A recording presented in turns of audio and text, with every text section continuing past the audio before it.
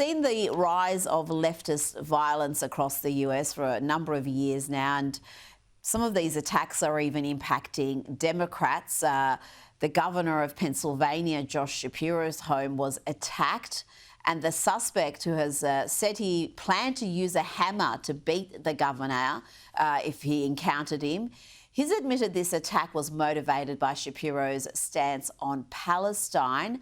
Sara, what else can you tell me about this assailant? Well, I mean, Rita, show me a violent radical and show me a Democrat, because they are one and the same these days. It's every single time you have these assailants who are motivated because the Democrats have gone out and they have intentionally riled people up. They tell people to take to the streets. They tell people to get up in Trump voters' faces. They tell people to get violent. And no one should be shocked that all of these radicals who are listening to the likes of Jasmine Crockett and AOC and all of these leftist leaders, we shouldn't be shocked that they are actually following through with this. I mean, we have in this country record levels of anti-Semitic tone, of anti-Semitic rhetoric. And you have, unfortunately, too many useful idiots in this country who are listening to it, who are amped up by the rhetoric, and they're moved to, quote, do something, even though it's, of course, the wrong thing to do. And so, of course, we have personal accountability that needs to be had in this particular situation. But there are just far too many people in this country who are quite comfortable going out and saying and then acting upon very, very violent rhetoric. And, personal accountability, sure, but I would say that the Democrats' rhetoric has a lot to do with the rise and the uptick in this violence. Oh, absolutely. And they've normalised this anti-Semitism. Shapiro should have been the VP candidate for Kamala Harris, yes. But because he's Jewish, because he's pro-Israel, served in the IDF, they didn't want to go there, and they put up Tim Walz, possibly the worst VP candidate in history. But it just shows you how deep the anti-Semitism is running in the American left. It's not on the fringes anymore. The Democrats have also become preoccupied with Trump's deportation strategy, something that is actually very popular. And even the deportation of gangbangers to El Salvador is causing them concerns. They're particularly focused on one case, an illegal immigrant from El Salvador, an MS-13 gang member who is right now sitting in a mega prison in El Salvador. But Democrat Chris Van Hollen is determined to bring him home. I'm here at the airport. I'm about to board my flight for San Salvador. The goal of this mission is to let the Trump administration, to let the government of El Salvador know that we are going to keep fighting to bring Abrego Garcia home. Well, I would have thought he was already home. He's from El Salvador. Sara, he's in El Salvador now, Chris Van Hollen. But this man who voted against the Laken-Riley Act, he's not having much luck getting access to this prisoner. Yeah, who would have thought that you could come to El Salvador totally unannounced and show up and knock on the door and say, hey, Bukele, could you please let me into your Supermax facility? I'd really like to talk to one of these prisoners. This guy knew exactly what he was doing. It was a total political stunt for optics and for attention. And I would just also like to point out, he did vote against the Laken-Riley Act. He also has yet to utter the name Rachel Morin, who is a woman from Maryland who was beat to death by an illegal immigrant. She was beat to death so badly that her mother said that all of the law enforcement had to shield these pictures from her family because it was so graphic and so horrific. Interestingly enough, that man never uttered the word Rachel Morin or the name Rachel Morin in his entire career, and yet wants to go out on a limb for these illegal criminals. Look, I would encourage all of these Democrats to continue trying to lift up all of these illegals that Americans voted in November and said, we are tired of this. We want these people to go home. And I would just like to add, President Trump is still waiting for a thank you from this man for sending him on a free trip back to his home country. You're welcome. Kilmar Abrego Garcia, and also you're welcome, America.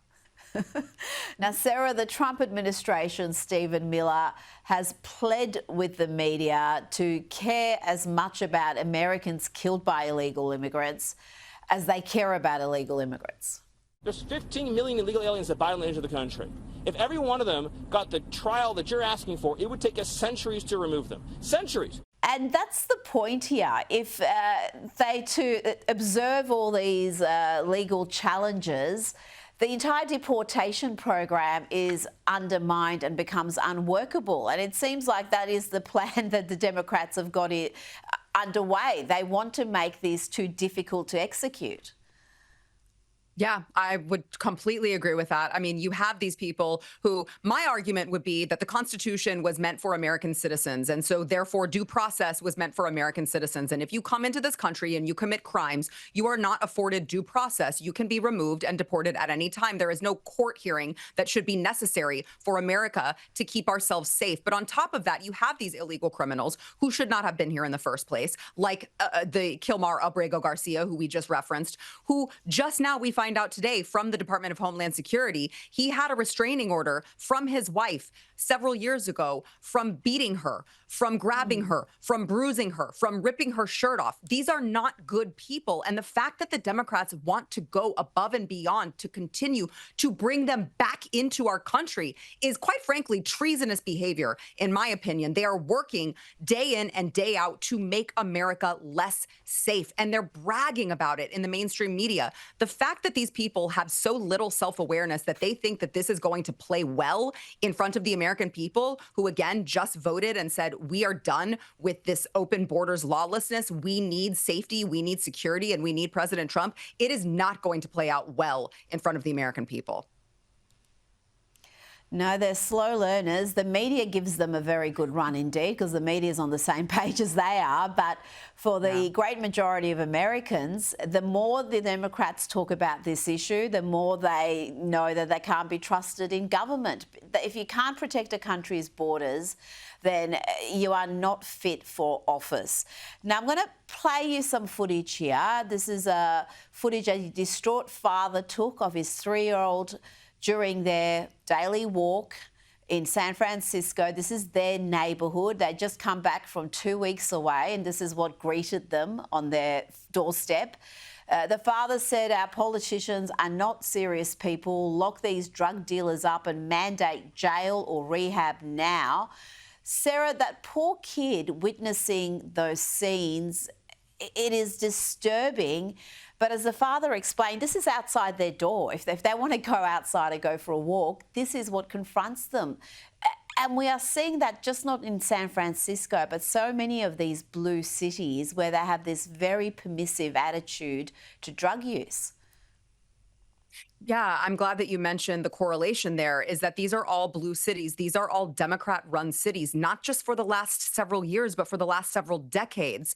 These places have been run by Democrats, and this is the end result of Democrat policies. A little girl, 3 years old, who has no business watching what's in front of her, seeing all of these drug users right in front of her, horrific, just stealing her innocence because of Democrat policies to go easy on drug use, on homelessness, on crime, on all of it. Now, my hope is that this father, I mean, of course, I don't know him. I don't know how he voted, but oftentimes these people who live in these blue cities are voting for the very same policies that got them into the mess in the first place. And so my hope is that that father will at least acknowledge and understand the error of San Francisco's ways and do what he can to stop it, or bare minimum, get his daughter, pack her up and get her the hell out of San Francisco before it's too late. But don't move to a state like Texas and then vote for the very same policies that have seen San Francisco reduced to that. That's part of the problem, because sometimes, yes, Texas is full. Yeah, well, if you're going to come from California, I think, there should be perhaps 10 years when you're not allowed to vote, just until you understand perhaps why Texas works and California is a mess. Sara Gonzales, thank you so much for your time. Thank you.